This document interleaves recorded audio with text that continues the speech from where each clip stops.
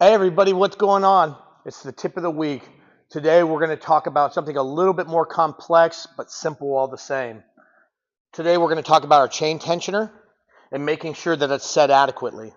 The first thing we want to do is understand where on this bolt this tensioner should be positioned. We're always looking for that center position so that way we know we have proper tension all the way through the can feed extension table.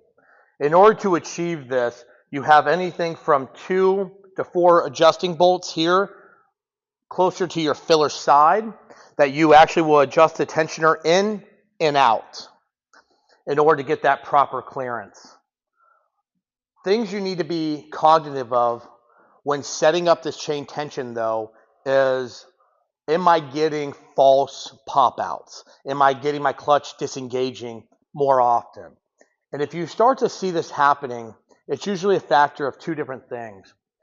One of the most primary one is that the tensioner actually wasn't pinned correctly or has become worn out. And what happens is when that tensioner becomes worn out, the fingers will catch the lower turret guard and continuously pop out the chain. The second point is the feed chain gearbox here. The bearings could be failing, and you may need to rebuild this so you can actually have that proper 100 pounds of pressure necessary in order to disengage your clutch here for your feed chain. After you are done setting this up, and by the way, when I'm adjusting my chain tension, I'm really not looking at this during an operations. I'm looking at doing this during like PM checks. So where I have enough time that after I adjust the tension, then I can validate that at the transfer from my filler to my seamer, that everything is set properly, which may mean that you need to adjust your servos. You may need to adjust your in-motion timer depending on the feed style that you have from your seamer. The other component I like to use is you need to check your chain clearance as well at your makeup. So at this machine, you're going to be checking it at 90 degrees.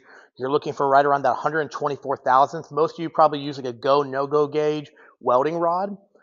We have a quick set chain plug that we use, so you can just touch the back of it and verify that it's good or adjust it if need be.